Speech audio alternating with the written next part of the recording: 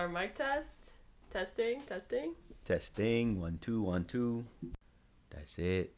What's your name? My name is Ted Falcon. You're a doink. 6'2". Okay. University of Michigan. Go Wolverine!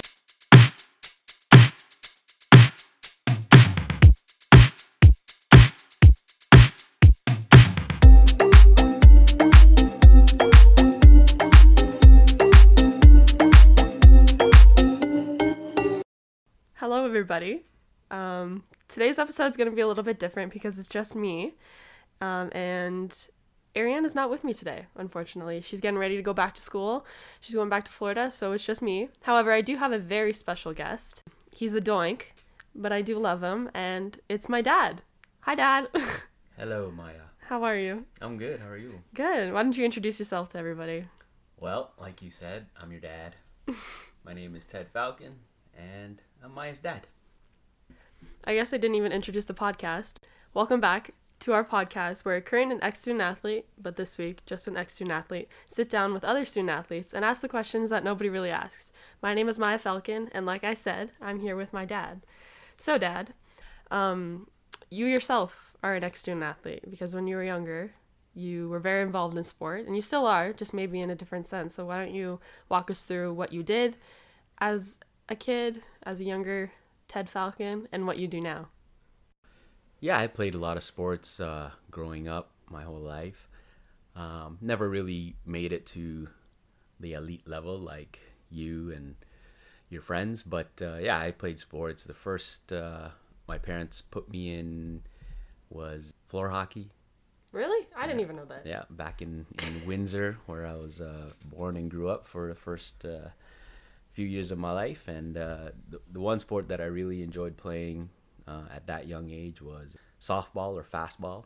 Played with the Forest Glade Fastball League. Forest Glade, stand up. Okay. But then when I got a little bit older, around grade 7, when our family moved to Scarborough, I really started playing the game of basketball. And that was my main sport growing up. I played basketball in elementary, all through high school, and a little bit in university, and I just love the game. And so that's pretty much my extent of my athletic career. But I always enjoyed sports and just staying active. Did you ever want to make it into an elite thing for you?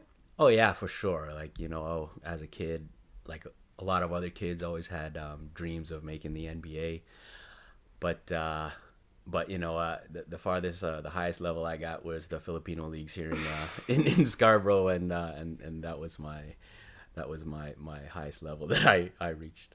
And how does that sit with you? How did it sit with you then, and how does it sit with you now? Yeah, I'm fine with it. Just growing up as a Filipino kid in Scarborough with NBA dreams, being 5'6", really, it was a big dream. But I continued to play, just did the best I can, and had a lot of confidence just playing the game. But it sits with me. I'm good with it. It was a far off dream to make the NBA, but looking at the kids today, they have a lot more opportunity and a lot more chance to make it, just because now there's a lot of programs out there.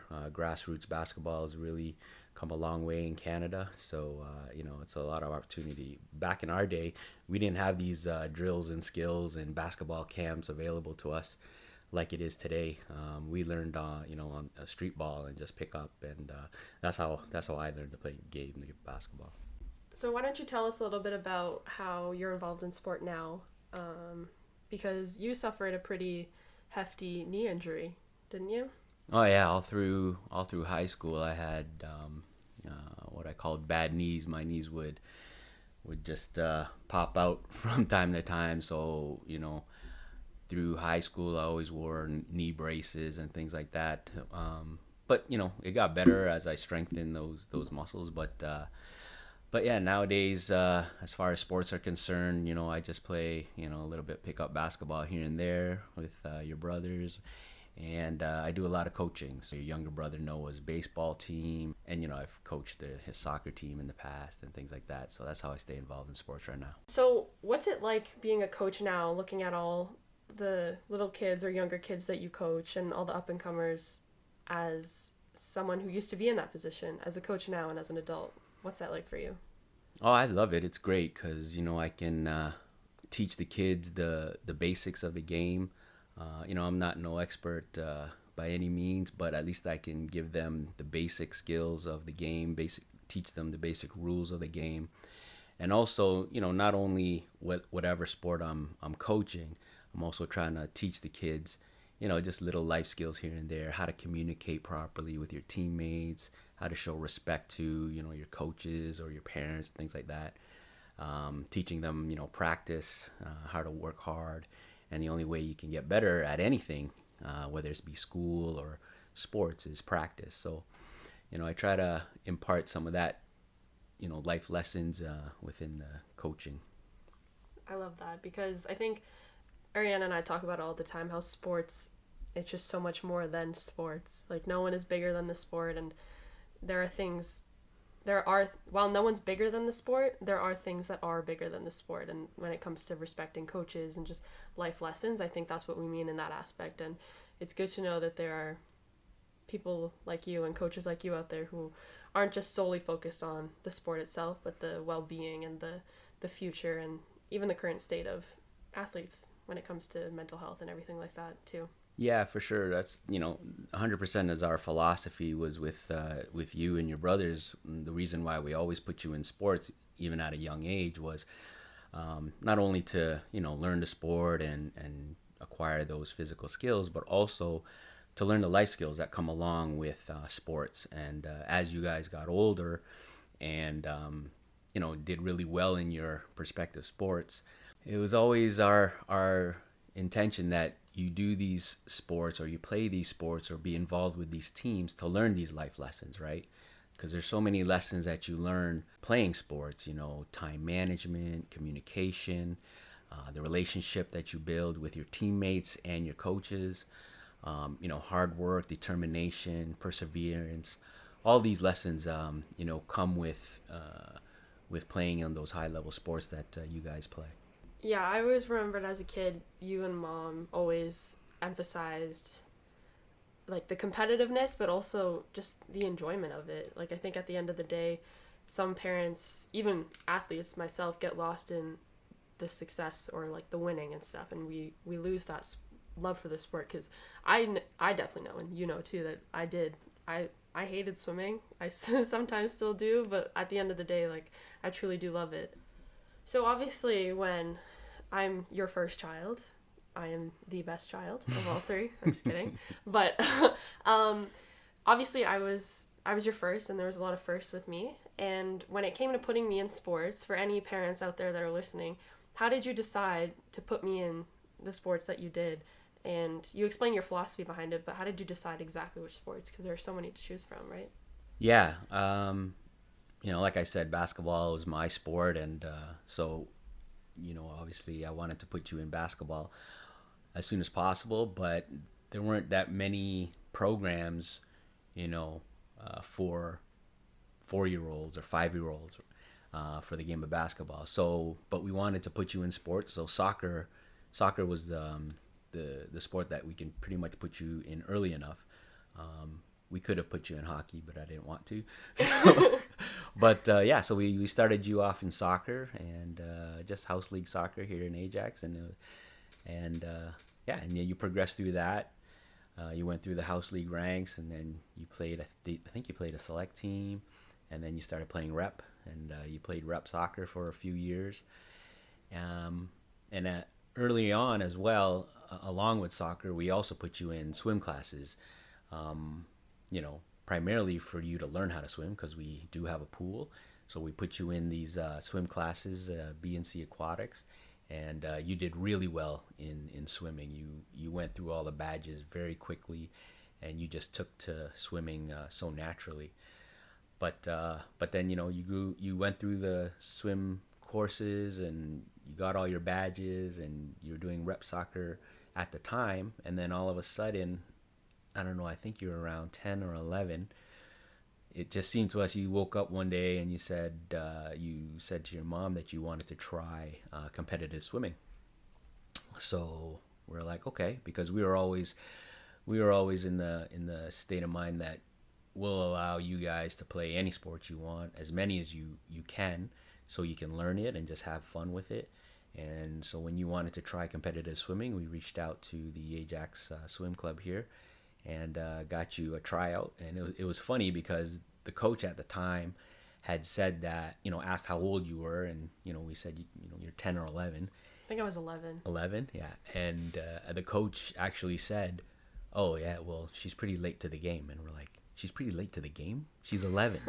Yeah. And he goes, "Yeah, but bring her out. I'll look at her stroke and we'll see what we can do."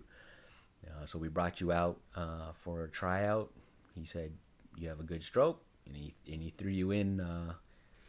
What was it? The blue group. The blue group Yeah. at Ajax. And then with the competitive swimming, you just took off. It was unbelievable how quickly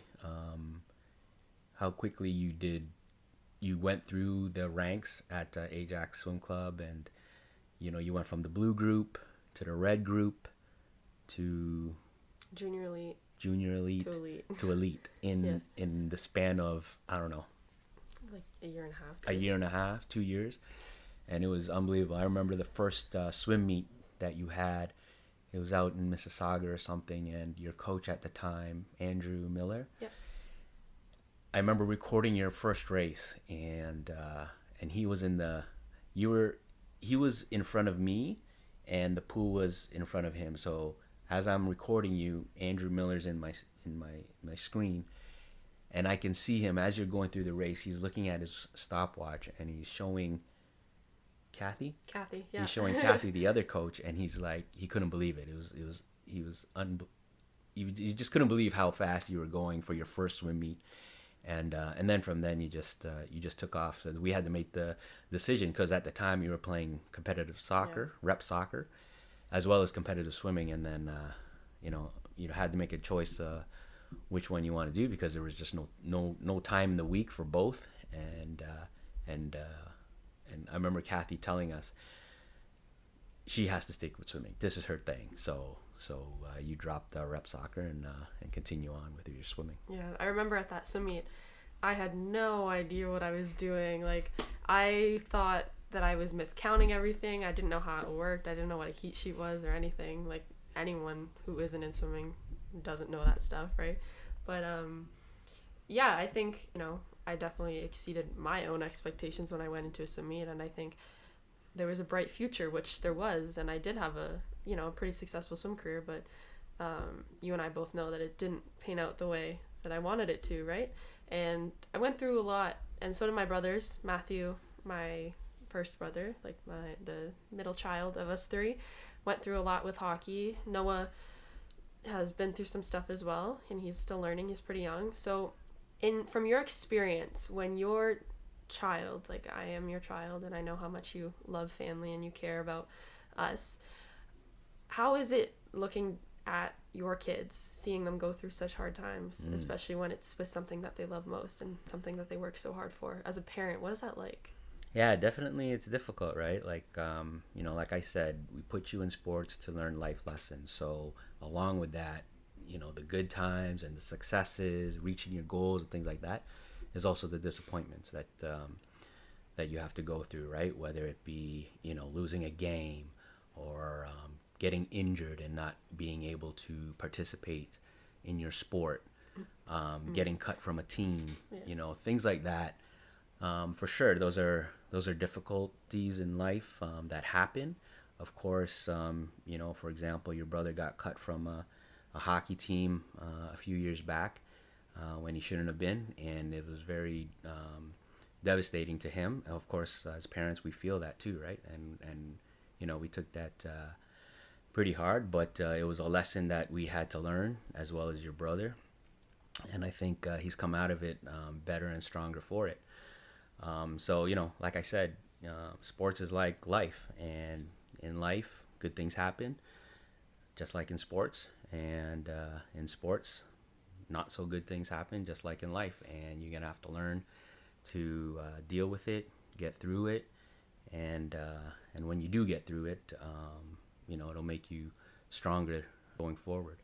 With you, your swim career, yeah, you had an awesome, very successful years of swimming. Unfortunately, because of injuries, it has been put on hold or stopped right now. I know you think that it's over, but I don't think it's over. I think this is just a tough time you're going through right now, and once you get on the other side, you'll find the love of swimming again. But we'll see how it goes.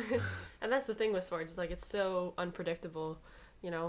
Like anything can truly happen. And I know you always taught me that. Like we'd be watching, we're big Raptor fans in this house. Yep. And whenever we'd be watching a game, and it just ain't over till it's over, no matter what game it is. And I think one of the biggest testaments of that is right before COVID. We're going to talk about this real quick. Right before COVID, Matthew, the second child of us three, he was, 16 at the time?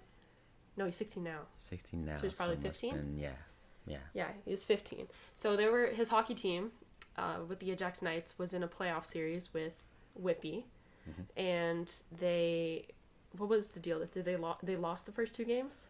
Or something I don't know like what that? happened, but they had to win this next game by 7 goals. Yeah. Basically 7-0. They had to win by 7-0 for them to advance to the finals. And then if Whippy scored 1, it would have to be right. 8-1. So there just had to be a goal differential of 7. Yeah, I believe so, yeah. That's just kind of how the cards were dealt. That's how the cookie crumbled with the points system and everything like that. That's what had to happen. And if that didn't happen, their season would have been over. And a lot was on the line, and a lot of people were like, "Oh, that's a tough thing to do. 7-0 in a hockey game, in the playoff series with a good team like Whippy, mm-hmm. It's tough to do." But yeah, and they pulled it out. It was an unbelievable game. The stands were packed. Everybody was watching. Everybody was, and we couldn't believe they pulled it off. And then they won 7-0. 7-0. Yeah, it was at one point it was 7-0, but they called back the goal, so it went back to 6-0. But then right after that they scored again, and it was so exciting. And that was actually the same day the NBA said that they were canceling the season because of COVID. So that was the last game we ever saw Matthew play so far. He hasn't really played anything else because of COVID. Yeah. And so things like that are what I think back on with sports, and what you and Mom have taught us is that anything can happen, and you just got to go out there and give it your all. And sometimes it doesn't pan out the way that you want it to, but at the end of the day, I think God's got a plan, and exactly. and everything happens for a reason. Exactly. You've heard me say that millions of times. God has a plan for all of us. Things happen for a reason. So yeah, with that game, it was unbelievable. They won it 7-0. They would have went on to the championship round, but COVID hit. Yeah. And a lot of the parents, because at that time, a lot of parents were afraid. That's pretty much the last game that we would have seen our kids play. Rep hockey at this level. After that, it's just beer league and stuff like that, right? So it's a good one to end on. Yeah, so that's what a lot of us said. If that was the last game we seen them play, that was a great game to watch. And it just goes to show you, man, you never give up in sports. It's never over. Just like in life, you never give up. It's not over. You just keep fighting and pushing through. So that all being said, we talked about my experiences with swimming briefly. We talked about Matthew's. Noah's as well. He's had some as well. Any advice for parents out there or anyone in general who's supporting an athlete who's going through a tough time, whether it be with sport or just in life? Because it's not all smooth sailing. It's definitely tough, especially when you give so much time and effort to something you love so much and want so much success out of. Because at the end of the day, it's not just about the skill and talent you have. There's so many other external factors that are uncontrollable. So do you have any advice for parents or just support systems out there who are, riding with an athlete? Yeah, for sure. Like as the main support system, especially for your child who's an athlete, just be there for them. keep those lines of communication open, always checking in on them to see how they're doing. If it was a tough swim meet or a tough practice, just see how they're doing and have them talk it out with you. And at the same time, if they do need their space, then give them their space. Eventually they'll come around and they'll talk to you about things that are bothering them, and you can help them out that way. And other than that, just be available to them, obviously. Drive them to and from practice. Make sure there's food in the house that they can eat. And, and just encourage them, encourage them both in for sure positively, and also if they need a little push, kick in the butt to get going, then also give them that too. And speaking of being there and, doing both the encouraging but also the pushing as a parent, do you ever think that there's anything as being over involved in your child's sport or child's life in general? Oh, 100%. I don't think you can give your opinion on this, but I don't think your mom and I were over involved in your guys' sports. We were there to support you and encourage you, but we never got over involved, as in, getting involved with, I don't know. I think it's too much. Like, we put you in sports and entrust you guys to your coaches. So, we feel that your coaches know what they're doing, and so we don't get involved with that. We let the coaches coach, because, coaching from the sidelines or getting coaching from your parents and then getting coaching from your coaches, it could be a lot. It could be contradicting messages and things like that. So, we let you guys do your sports, do what you needed to do, and we were just there more so in the background, supporting that way. I think I'll give my side now. I definitely think that you and Mom did a great job with not being overly involved, because I have friends and teammates, or I had teammates where that was the case, and I felt so bad for them, because I'm I don't know what it's like, but there's definitely a line when it comes to the parent-athlete relationship and then the coach and athlete relationship. At the end of the day, you're their parent, you're not their coach. If you were their coach, you wouldn't have put them on this team. You would have done that yourself, right? And it can be a lot, especially when it's a team sport, when there's other people relying on you. But as someone who did both team and individual, I can't imagine what it's like hearing, after a bad race, getting some feedback from your coach, but then getting, for lack of a better word, getting shit from your parents afterwards on the way home. That can't be a good feeling. But you and Mom definitely did a great job.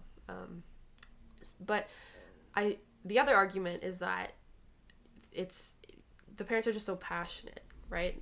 That the argument is that they're just passionate. They want their kids to succeed and everything like that, which is very true, because you were once an athlete as well, and you wanted to succeed. And, maybe for someone like me, swimming didn't end up the way that I wanted it to. So it sounds weird, but I almost live through my friends' successes. Someone like Josh Liendo and Aryanna, who's going to school at Florida State, her dream school. I'm so happy for them, and I'm so proud of them and the relationships I've built with them.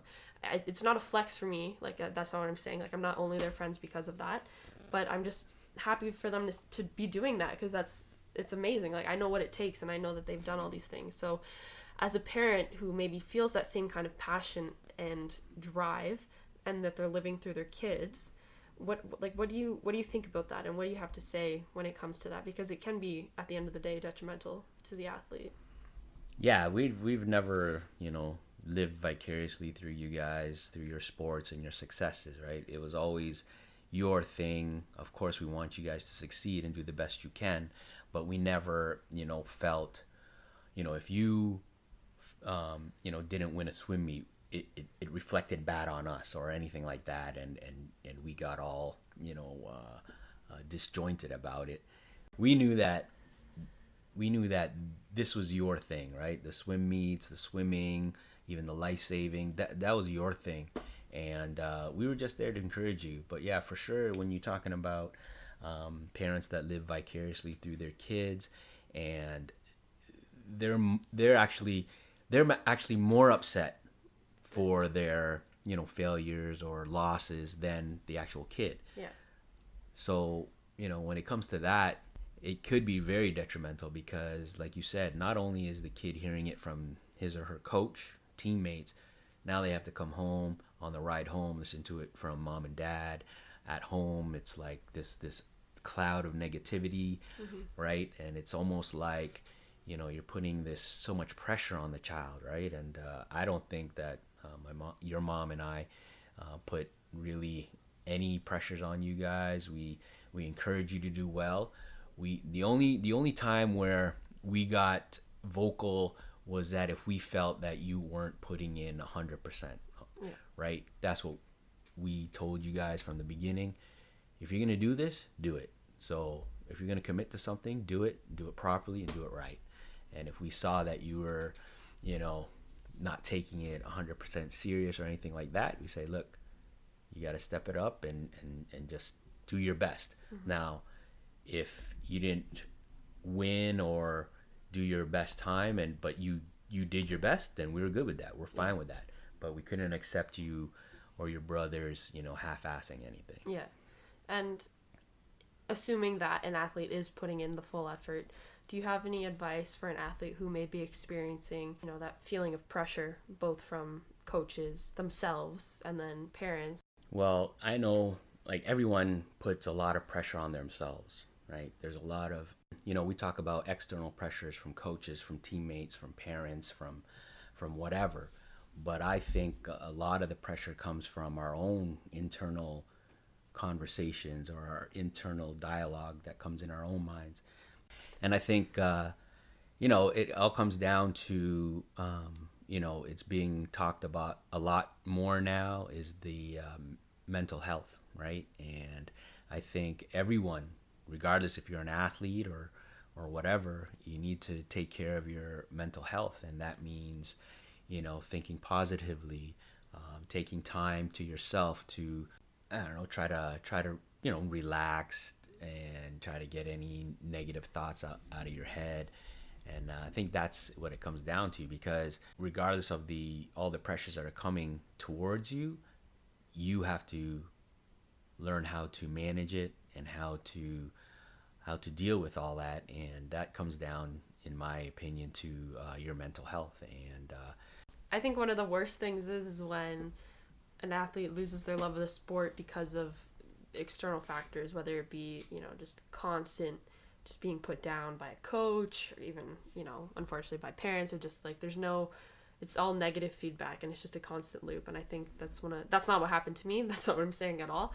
That's not how I fell out of love with the sport. I have the most encouraging and supportive parents and coaches that I could have ever asked for when I was swimming.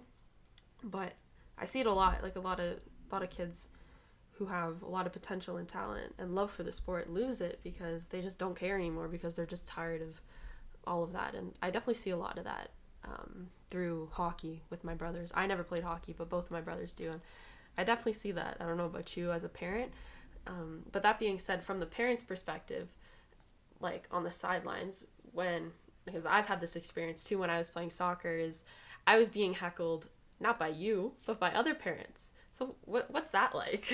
Oh my God, soccer to me is unreal when it comes to parents, and they're screaming from the sidelines, coaching their kids, coaching other kids, and then yelling and berating kids. Kids, we're talking, kids on the field, right? And I see it in basketball as well. Obviously, I see it in hockey. But at least in hockey, there's the glass, the boards separating the parents or the crowd from the players. In soccer and basketball, the spectators are like on the field, on the court. Yeah. And it is too much and overbearing. We've witnessed some of your soccer games where fights almost broke out between parents because some parents were just really just losing their minds. Same thing happens in hockey, unfortunately, and in basketball. So I think parents really need to just chill out, enjoy the game, just realize that these are kids playing, for the love of the game, and let them play. Yeah, and I think at the end of the day, that's what we're talking about here when it comes to the over-involvement, I think, there's limits to everything, and then you have to set boundaries, and I think that's definitely doing that is passing those boundaries and those limits, because at the end of the day, kids play sports because they love it. They maybe develop, that competitive drive throughout that, but at the end of the day, they love the sport, and the worst thing anyone can experience is losing that love because of something like that. Yeah, and it just doesn't. It's not fun anymore, right? No. And they feel that pressure, they feel that anxiety from the spectators, from the parents, and it's just not fun anymore. And that's how, like you said, I see a lot of kids getting burnt out or just don't even want to play the game anymore. And I think it goes as well. Kids these days are playing their sports at a high level at a very young age, right? So they're training upwards to 20, 25 hours a week on their sport sometimes. And if it's not fun anymore, they'll just get burnt out. Mm-hmm. Yeah, and that's not fun. Did you ever experience that when you're an athlete? No, because I never trained as much as these kids do, right? Like I said, we didn't have those programs or camps to play. And we literally played the game because we loved it. We just find a free basketball court somewhere, whether it be outside or an open gym or something like that, and we just play. There was no organized ball or coaches and things like that. We just played because we loved it. And I think that's the perfect example and reiteration of just the love of the sport. Like, that's, at the end of the day, athletes are supposed to love what they do. Everyone should love what they do, even if it's not sports. And I think that gets lost a lot, and it's something that we as people need to put more attention towards, I think, whether it be sports or not. Right, so we are recording this on a Monday, and last night, who won a medal last night? Kylie Mass won a medal in the 100 back. We had a few swimmers like Penny Alexiak, Sydney Pickram advance to the finals. Summer McIntosh just missed out on the finals, but great swim still. So as someone who just loves sports, not even just swimming, what do you think about the Olympics so far and how they're going and all the stories? We've always loved watching the Olympics from, as far back as I can remember, because the Olympics are just great stories of the athletes, and now even more so, now that we know a few of the athletes that are competing in this year's Olympics in swimming, right? Like personally, right? Yeah, personally, like, we met a lot of these swimmers because of you swimming, training with them in the past. Josh Liendo, he's like almost family for us, man. I'm in contact with his dad, talking to Ramon every day, Shout out the Liendos. Yes, shout out the Liendos for sure. I'm talking to Ramon, texting him every day about the swims. We're just so excited for them. Josh, we've known Josh since he was a little kid, right? And oh man, just to see him where he is now in his career. He made the Olympics for the first time. He's doing great. Just to see all the hard work and dedication that he's put through the years, his progression through the years is unbelievable. And also, the Liendos, we know the struggles and the sacrifices that both Claudette, Ramon, his little sister Sophia have gone through just to give Josh this opportunity to reach his goals, and to see it coming to fruition is just unbelievable. We're just so happy for them. Yeah. And just seeing all the other great athletes on Swim Canada, Team Canada, that Kyla Sanchez, she got a silver medal the other night. Gabe's there competing, Cole Pratt's competing. Finley, our first guest. Finley Knox, your first guest on the podcast, he's competing. So, this Olympics is just that so much more special because of the personal relationships that we have with the athletes, that you have with the athletes, and it's great to see. We love it. Yeah, and we actually hopefully are planning to have some of these swimmers on the podcast once they're done with the Olympics. And what's crazy is that this is really, for a lot of the team, they're really young, and this is probably the first of many Olympic Games that they'll be at, and it's so exciting to see. As a half Filipino, we had our first Olympic medal ever in Olympic weightlifting, which is something that I've slowly started to pick up over the past few months with Mina, one of our other guests on the podcast. So that was really cool. Gold medal too. Yeah, exactly. And that's pretty big for us. Yeah, it's as good. Filipinos. That's pretty cool, and it's just crazy to see. And hopefully we can get Josh on this podcast when he's not as busy, and we can share his story if he's comfortable and everything. But yeah, it's really cool to see. And speaking of relationships and stuff, I know that's another reason that you put us in sports. We haven't really touched on that too much yet, but as a parent, you put your kids in sports for the social aspect as well as all the other stuff. But as a parent, I know that you've come out on the other side with lots of relationships and a lot of good ones, some that were there, some that fell off, and that's just life, right? So can you touch on that a little bit, the relationships that you've made through sports and, how that's changed your life in any way? Sure. That was one aspect of putting you guys in sports through these years that I really didn't expect, because me growing up, I was really never involved in these types of organized sports, right? Yeah. Like I played, like I said, I did play, softball when I was a kid. I played basketball, but basketball was mainly through school. So there was no parents bringing the kids to practice, staying at practice for an hour, and then chit-chatting with other parents, and then building relationships with these parents because of all the time they spend together at their kids' sports. So having you guys and, you in soccer, swimming, your brother in hockey.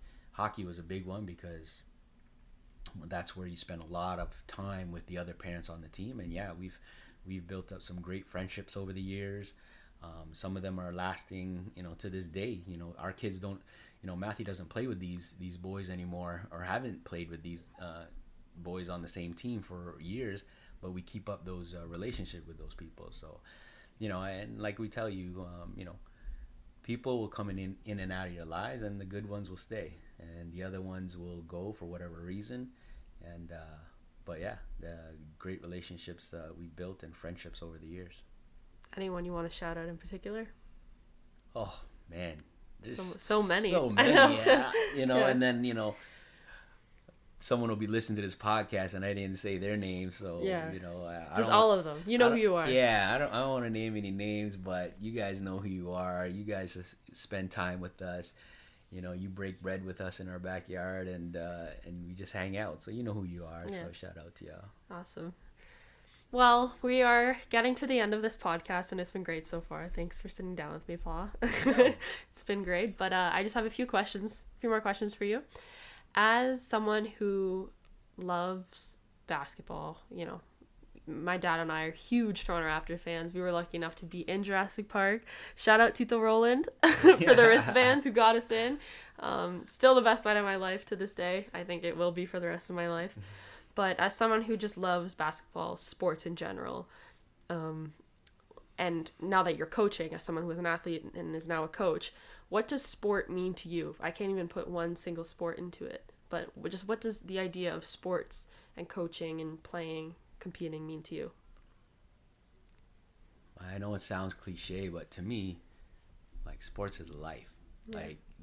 I said it earlier on in the podcast, we put you in sports to learn life lessons. And to me, sports is such a reflection of life. It's you can watch the underdog, fighting and clawing and overcoming obstacles in his way and actually making it. Like that's sports, man. That's life. You work hard at anything, you can do anything. Yeah, there's good times, there's also disappointments, but you work through it and you get through it, and yeah, that's what, to me, sports is life.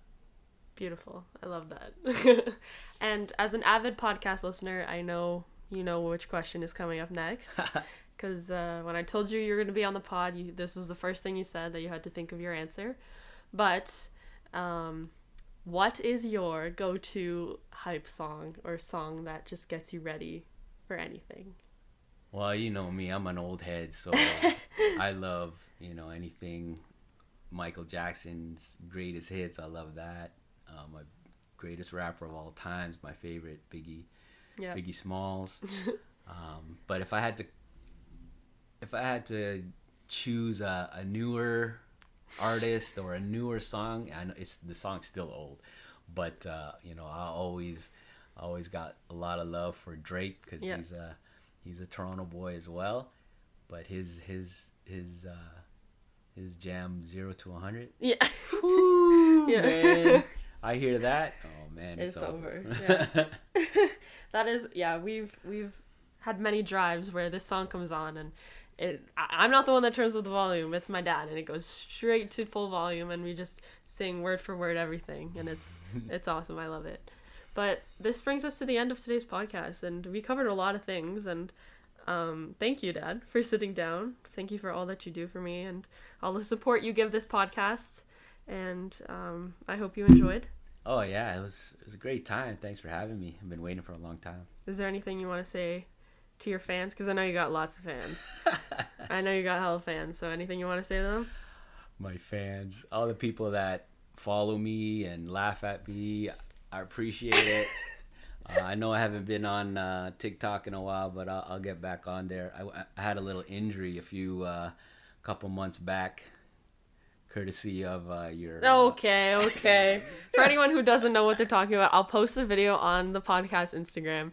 In my defense, it was just a reflex. I didn't do it on purpose, okay? But I know. I also wanted to say, I want to give a shout out to Aryanna. I'm disappointed that she wasn't on the podcast with us today, but maybe the next podcast you have me on, she'll be on. Yeah, she's getting ready to go back to Tally. We're going to miss her, but don't worry, the podcast will stay. But yeah, shout out Aryanna, shout out everybody. Thank you for listening to yet another podcast where we ask the questions that nobody asks. We'll see you next week. Bye. Peace.